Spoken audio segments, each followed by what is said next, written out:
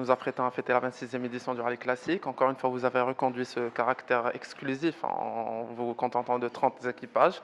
Je sais aussi que vous vous évertuez comme chaque année à proposer de nouveaux chemins, de nouveaux tracés. Quels sont les véritables points culminants de cette année, les véritables nouveautés? Cette 26e édition, donc, comme on le disait, c'est aussi la 20e Route du Cœur. L'idée, c'est de faire découvrir encore et toujours de nouveaux paysages aux participants.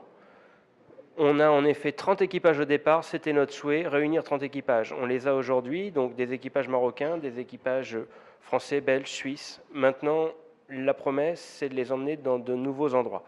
L'idée, c'est de renouveler, donc, comme tu le disais, chaque année le parcours. Là, on fait une boucle de 6 jours autour de Marrakech. L'idée, quand on part de Marrakech, c'est d'aller dans le Grand Sud, d'aller là où il fait beau. Un rallye très différent de celui de l'année dernière, avec de nouveaux lieux, de nouvelles étapes. Foumsguid, avec un bivouac.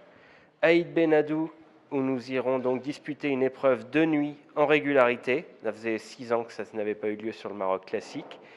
Et puis Taroudan, qui est vraiment une étape nouvelle pour une nuit, alors que d'habitude nous y allions uniquement pour un arrêt déjeuner.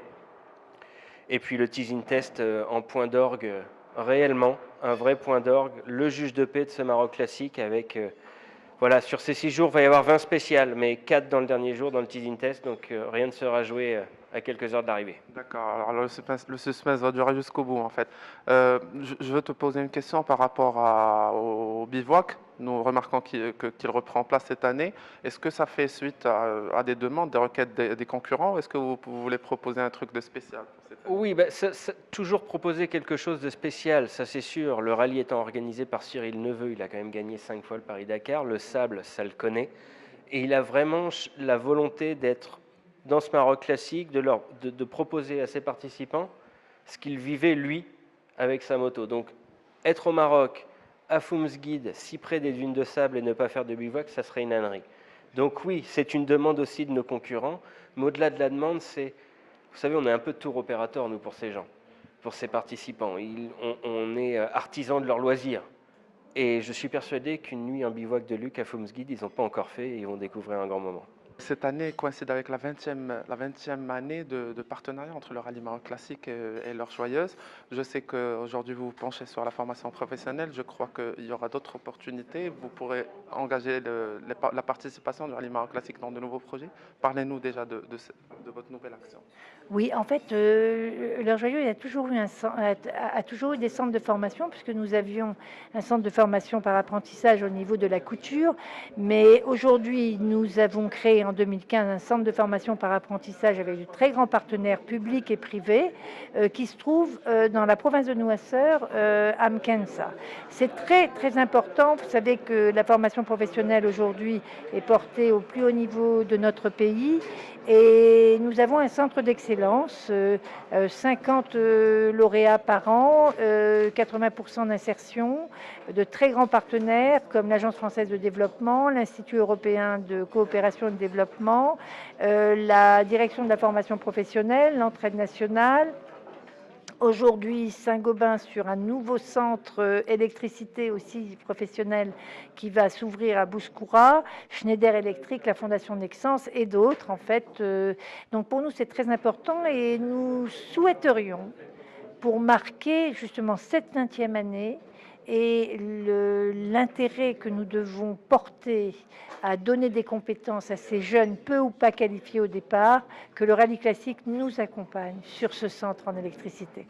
D'accord. Alors, Madame Leila, 20 ans, ce n'est pas facile, on le comprend facilement. On voudrait savoir comment s'est bâtie cette relation de confiance entre votre institution et le Rallye Maroc Classique. Je crois que vous en êtes déjà à 9 millions de dirhams de dons. Cette année, on espère que vous franchirez la barre symbolique des 10 millions de dirhams. Comment s'est construit en réalité cette relation de confiance? Écoutez, quand nous avons...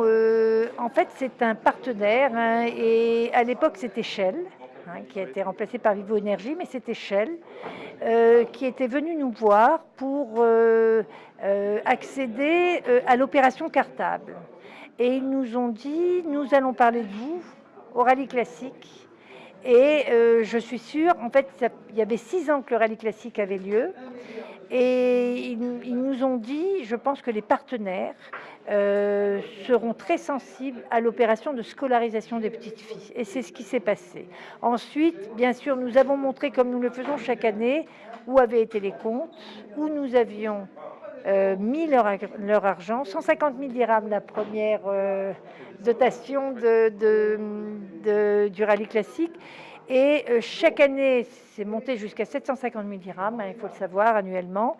Et chaque année, en fait, l'impact de ce qu'ils ont financé, l'impact de ce que ça apporte aux jeunes, l'impact en termes de scolarisation a permis de faire que chaque année, la confiance était renouvelée du rallye classique vis-à-vis de leurs joyeuses. Et ça, c'est rare et c'est extraordinaire. Et je voudrais, par votre intermédiaire, remercier les organisateurs, les partenaires, les journalistes.